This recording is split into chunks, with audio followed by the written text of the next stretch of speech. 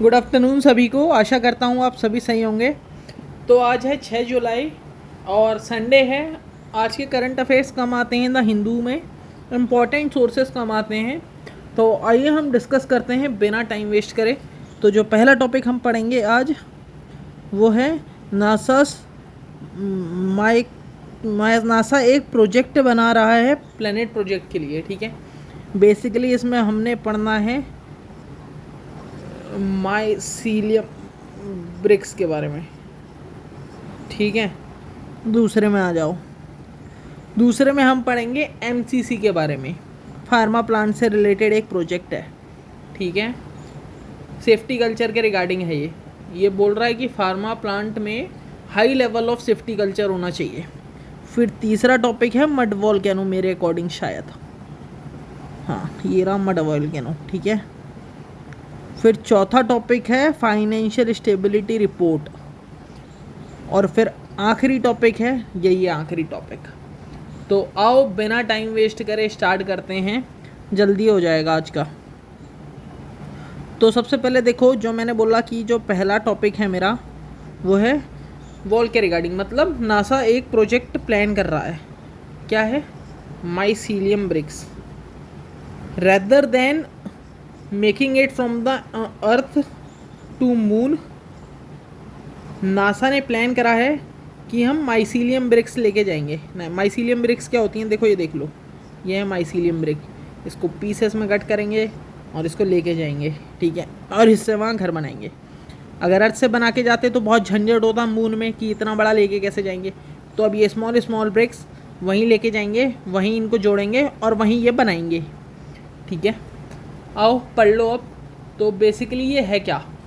तो जो ये माइसीलियम ब्रिक है ये मशरूम से रिगार्डिंग है। ये मशरूम मान लो, ड्राइंग बेकार है मेरी, ये इसकी जड़ें हो गई। ठीक है, तो जो ये जड़ों में होता है इसी से बन के ये माइसीलियम ब्रिक आती हैं। ठीक है, माइसीलियम ब्रिक बेसिकली क्या है, एक टाइप का फंगस है, उसको मिला के इकट्ठा करके हम ब्रिक्स बनाते हैं।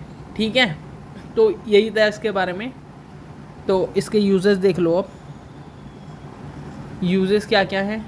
ये हमें रेडिएशन से प्रोटेक्ट करेगा, थर्मल इंसुलेशन है इसके अंदर, प्लस और क्या क्या है, इसको हम कस्टम शेप दे सकते हैं, किसी भी तरीके का शेप दे सकते हैं। ठीक है, और मून सोर्सेस में भी काम आएगा ये, फिर मार्स मिशन में भी काम आएगा ये, फिर स्पेस स्टेशन में भी काम आएगा ये। ठीक है, अब इसमें चैलेंजेस देख लो या ड्रॉबैक बोल दो। तो ये क्या क्या होंगे कि इसकी स्ट्रेंथ जो होगी वो लिमिटेड होगी। ठीक है, मॉइस्चर सेंसिटिव होगा ये, मॉइस्चर सेंसिटिव होगा ये, स्ट्रेंथ लिमिटेड होगी, मॉइस्चर सेंसिटिव होगा, और जो इसकी कॉस्ट होगी ना भाई वो हाई होगी। तो यही था इसके बारे में। आओ अब इसको पढ़ लो थोड़ा थोड़ा। तो NASA research initiative to grow space habit using mycelium बता दिया, the thread like roots of fungi बता दिया, बिल्ट शेल्टर्स फॉर स्पेस यही बता दिया, माइसीलियम मशरूम यही बता दिया, स्ट्रॉन्ग है, लाइट वेट है, प्लस बायोडिग्रेडेबल यही बता दिया। फ्यूचर क्या क्या है, मून बेस में काम आएगा, मार्स मिशन में काम आएगा, स्पेस स्टेशन में काम आएगा। ये जो प्रोजेक्ट है इसको लीड कर रहे हैं डॉक्टर लिन, नासा की। ठीक है, और फंडिंग कर रहा है इसको नासा इनोवेशन एडवांस। ठीक है, ये काम का नहीं था तो मैंने डाला नहीं है। ड्रॉबैक भी डाल दिए, लिमिटेड स्ट्रेंथ है, मॉइस्चर सेंसिटिव है, हाई कॉस्ट है, लिमिटेड स्केलेबिलिटी है। अब आगे वाले टॉपिक पर आ जाओ। ठीक है, आगे वाला टॉपिक है एमसीसी के बारे में बात करनी है। तो बेसिकली एमसीसी है क्या भाई? जो मेरा एमसीसी है वो है, एमसीसी है क्या, बात कर लो इसके बारे में। ये नेचुरली डेराइव्ड स्ट्रक्चर है। कहाँ से आता है? वुड पल्प से आता है। ठीक है, बेसिकली ये प्रोसेस्ड होता है प्लांट फाइबर से, प्लांट फाइबर से। ठीक है, अब इसके बारे में बात कर लो। किसके बारे में? माइक्रो क्रिस्टलाइन सेल्यूलोज इसकी फुल फॉर्म है। तो ये जो होता है ये डाइजेस्टेड नहीं होता, नॉट डाइजेस्टेड, नॉन टॉक्सिक। ठीक है, प्लस इसका जो यूज होता है वो होता है मेकिंग टेबल्स, टैबलेट्स होगा शायद, मेकिंग टेबल्स, हाँ मेकिंग टेबल्स प्लस कैप्सूल्स बनाने में इसका यूज़ होता है। तो ये बेसिकली यही था, यहाँ पे बात कर लो अब।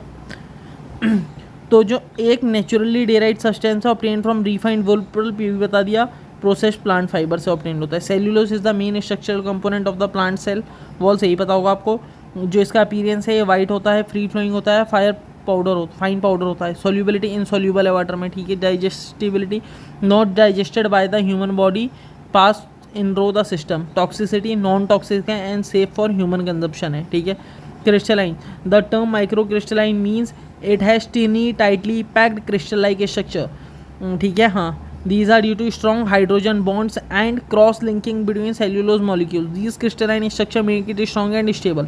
एमसीसी का यूज़ देख लो, दवाई बनाने में काम आता है, ठीक है। हाँ, वहाँ पे टैबलेट आएगा, ठीक है। वॉल्यूम ऑफ टैबलेट में, डाइजेशन में, helps in mixing ingredients, fibre fat replace और इम्प्रूव लेशर। सेल्यूलोज क्या है, ये है एमसीसी सीएमसी, ठीक है। यही था इसके बारे में। अब मड वोल्केनो के बारे में पढ़ लो, ये है मड वोल्केनो मेरा सिंपली, ठीक है। हाँ, छोटा करके दिखाऊँ ये है, ठीक है। हाँ, अब मड वोल्केनो के बारे में पढ़ लो। मड वोल्केनो तो ये न्यूज़ में क्यों है, ये ताइवान के कारण न्यूज़ में है, ठीक है। दाल रखा है ना, वदान ताइवान। तो मड वोल्केनो है क्या, ज्योग्राफी के उससे बात कर लो। तो ताइवान में ये रिसेंटली न्यूज़ में इसलिए है क्योंकि यहाँ पे रिलीज़ हो रहे हैं मड के बबल्स, मड बबल्स और फ्लेमेबल गैसेस रिलीज़ हो रही हैं। जो गैस है फ्लेमेबल वो है मीथेन, ठीक है। हाँ, जो ये है ये कूलर होता है, cooler than real volcano, real volcano. Sediments होते हैं इसमें, फाउंड होता है बोथ ऑन लैंड एंड सी। और बात कर लो, ऐसे 1000 नन वोल्केनोज हैं, कहाँ पे हैं, एज़रबाईजान में हैं। एज़रबाईजान मोस्ट फेमस है, ईरान में भी हैं, पाकिस्तान में भी हैं और चाइना में भी। अब नोट्स पढ़ लो। Location Taiwan, a mud volcano is a geological formation that resolve a small volcano, but instead of lava it erupts mud, water plus gases like methane, carbon dioxide, nitrogen, ठीक है। Size small रहता है, cone shaped mounts, few type sedimentary और gas oil volcano होता है। Asia plus Europe में अज़रबाईजान बता दिया था, ईरान, पाकिस्तान, इंडोनेशिया, चाइना लिख दिया, ठीक है। अमेरिकन में अलास्का, ठीक है। They found on land and sea लिख दिया ना। हाँ, अब बात कर लो, अब बात कर लेते हैं financial stability and development council की।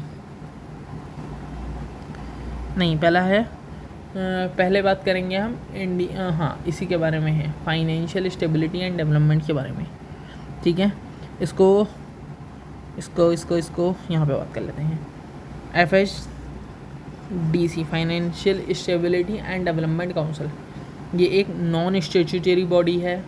इसको मॉनिटर कौन करता है, मॉनिटर क्या, ये मॉनिटर क्या करती है, stability of the funds, stability of funds, ठीक है।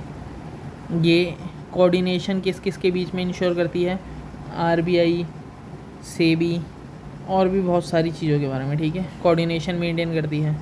और देखो, ये एक टाइप की सुपर कमिटी है जो वॉच करती है इंडिया के एंटायर फाइनेंशियल सिस्टम पे, ठीक है। हाईएस्ट लेवल फोरम है, मॉनिटर भी करता है stability of the financial system.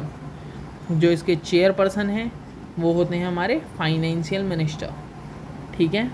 यही था इसके बारे में, तो बता दिया मैंने आपको पूरा। अब हम नोट्स में पढ़ लो। नोट्स में मैंने थोड़ा डिटेल में लिखा होगा आज, क्योंकि आज संडे था ना तो मेरे पास टाइम था, क्या। हाँ, देखते हैं। हाँ भी देखो, नॉन स्टैट्यूटरी बॉडी है, which means it is not establish by a law passed by parliament but created by an executive decision. Cabinet approved in 2010। Highest level forum है in India but discuss and monitor the stability of the financial. Coordination भी बता रहा है RBI, ठीक है। Union finance minister head होते हैं इसके। और system wide risk micro prudential policy to safeguard the entire financial system, global financial stability report prepared by the International Monetary Fund. अब देखो जो ये है फाइनेंशियल स्टेबिलिटी रिपोर्ट FSR, ठीक है, जो FSR है इसके बारे में भी लिख दो, यहीं लिख देते हैं, चलो हम यहीं निपटा दो फाइनेंशियल का।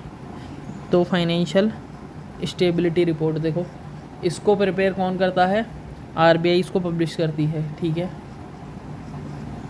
ट्वाइस अ ईयर, ठीक है। और ये क्या करता है, ग्लोबल फाइनेंशियल, अच्छा हाँ, इसको FSR को RBI पब्लिश करती है, और ग्लोबल फाइनेंशियल स्टेबिलिटी रिपोर्ट भी होती है, उसको IMF पब्लिश करती है, ठीक है। और जो FSR है, जो ये FSR है, ये ओवरऑल क्या बताती है, ओवरऑल हेल्थ बताती है इंडियन फाइनेंशियल सिस्टम की। जैसे बैंक हो गए, इसमें बैंक का हो गया, अरे क्या हो रहा है ये, सेबी, SBI, HDFC, NBFC हो गए, नॉन बैंकिंग फाइनेंशियल कॉरपोरेशन, ठीक है, हाँ, कंपनीज, फाइनेंशियल मार्केट्स हो गई, जैसे स्टॉक, बॉन्ड्स, ठीक है। तो इन सबको यही देखता है, पढ़ लो इसके बारे में भी थोड़ा बहुत। Release reserve bank of India, central bank, twice a year बता दिया था आपको। पर्पस क्या है, ओवरऑल हेल्थ चेक करता है इंडियन फाइनेंशियल सिस्टम की। उसमें बैंक्स होते हैं जैसे कि सेबी, HDFC, NBFC होते हैं, non banking financial companies like Bajaj financing, LIC housing, financial market, stock market, bond, ETC। तो आज के न्यूज़पेपर में बेसिकली इतना ही था बस। तो बाय, आपसे मिलते हैं अब कल के न्यूज़पेपर में। तो इतना ही पढ़ना है आपने और कुछ नहीं पढ़ना है। जो भी ये सोर्सेज मैं बता रहा हूँ सारे इंपॉर्टेंट आर्टिकल्स हैं। ये सारे जो आर्टिकल्स हैं ये प्रीवियस ईयर पेपर के क्वेश्चन से भी डिराइव्ड हैं। कमेंट सेक्शन में बताना, अगर आप लोग बोलोगे तो प्रीवियस ईयर क्वेश्चंस भी इन वीडियो में हम डिस्कस कर लिया करेंगे जो इन टॉपिक से हैं। तो इसी के साथ बाय बाय, मिलते हैं अगले लेक्चर में।